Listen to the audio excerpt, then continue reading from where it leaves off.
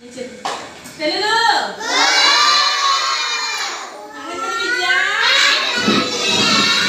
అంగన్వాడీ విద్య అంగన్వాడీ విద్య ఆడపాటి విద్య. Very good. ఈరోజు మనం ముద్రలు రంగుతోని ముద్ర వేసుకుందాం.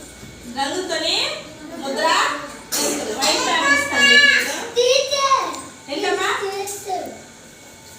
అవునండి, వైట్ పేపర్ మీకు ఇస్తాను. వైట్ పేపర్ మీద ముద్రలు, చేతి ముద్రలు, బొమ్మ ముద్రలు, వేలు, అచ్చులు అవన్నీ వేసుకుందాం. సరేనా?